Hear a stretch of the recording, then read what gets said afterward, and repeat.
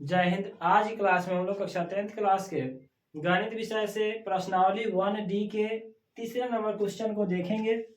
यह क्वेश्चन है कि बिना भाग दिए बताए कि निम्नलिखित में किसका दशमलव प्रसार शांत होगा और किसका दशमलव प्रसार जो है शांत नहीं होगा, यानी अशांत होगा। आपने उत्तर से पुष्टि करना है, बिना भाग दिए बनाना है इसको। बिना भाग दिए आप कैसे बनाएंगे? जैसे मान लीजिए हम लोग पहले बनाते थे कि अगर 4 ऊपर है 2 नीचा है या 20 नीचा है तो इसको हम लोग शांत करने के लिए क्या करते थे, 20 से भाग देना था। तो 0 लगा करके यहाँ 0 यानी 20 दूना 40 हम लोग करके घटा देते थे। तो ये तो भाग दे करके बना ले रहे थे हम लोग। लेकिन इस क्वेश्चन में कहा जा रहा है कि बिना भाग दिए हुए आपको बताना है कि कौन सा जो इसमें क्वेश्चन में जो दिया हुआ है 9 क्वेश्चन, इसमें कौन सा शांत है और कौन सा शांत नहीं है। तो इस क्वेश्चन को बनाने के लिए हम लोगों ने एक नियम पढ़ा था शांत और अशांत का। वह नियम हम लोगों ने क्या पढ़ा था कि अगर कोई अंक जो है p और 2 के पावर n गुना 5 के पावर अगर m के फॉर्म में आता है तो ये जो है शांत कहलाता है। क्या कहलाता है? शांत।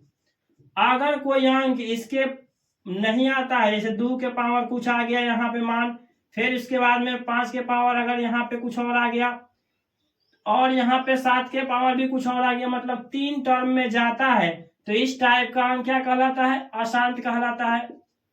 हम लोग इतना जानते हैं। इसी नियम पर हम लोग आधारित करके इन सभी क्वेश्चनों को देखेंगे कि कौन सा क्वेश्चन जो है इसमें शांत है और कौन सा क्वेश्चन जो है अशांत है। तो इसे हम लोग समझ लेते हैं।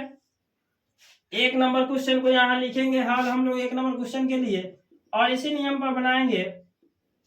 क्वेश्चन कह रहा है 29 बट्टा कितना है 343।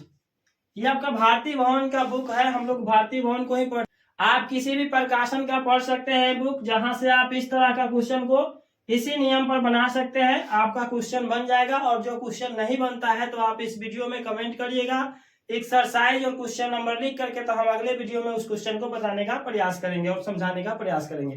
प्यारे बच्चों, इस क्वेश्चन को हम लोग हल करते हैं।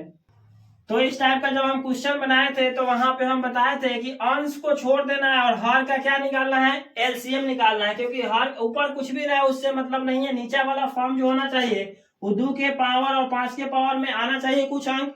अगर इस स्तर पर इस पर सेट होता है तो वो है शांत, अगर इस पर सेट होता है तो हो जाएगा अशांत। तो आप यहाँ एलसीएम निकाल लीजिएगा 343 का। ये तो 2 से नहीं कटेगा, 3 से भी नहीं कटेगा, ये कटेगा कितना से? 7 से कटेगा।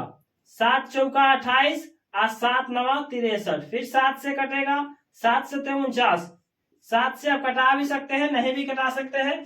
फिर यहाँ पे देख सकते हैं कि 29 आया और नीचे आ रहा है 7 के पावर कितना आ रहा है? 7 के पावर आ रहा है 3 गुना में आपका 1 आ रहा है। क्या इस पर सेट हुआ? यहाँ पे नियम कहता है कि 2 आना चाहिए, इसके पावर कुछ होना चाहिए, या तो 5 आना चाहिए और इसके पावर कुछ होना चाहिए। अगर इस तरह से मान लीजिए हम कह दे कि चलिए किसी पावर का संख्या अगर 0 होता है इसका मान 1 होता है, किसी पावर का संख्या अगर 0 होता है उसका मान 1 होता है। थोड़ा देर के लिए दोनों टर्म हम यहाँ पे लिख भी देते हैं।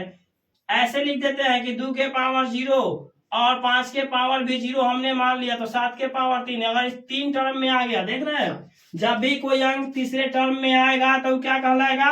अशांत कहलाएगा। तो आप यहां से इसको लिख सकते हैं कि ये क्या है? अशांत हो गया।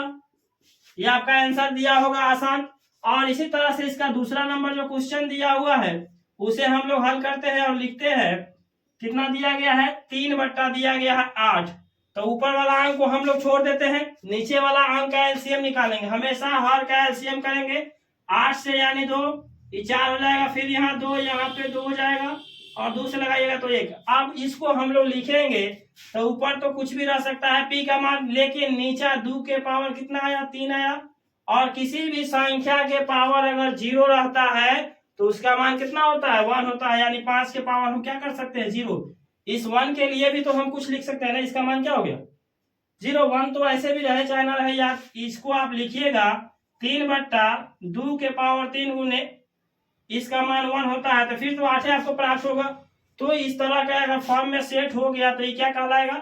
शांत कहलाएगा। ठीक है। तो इसी तरह से आप दूसरा, तीसरा, चौथा, पांचवा, छठा, सातवां, और यहाँ पे जो बच जा रहा है क्वेश्चन, 2 क्वेश्चन हमने आपको समझाया।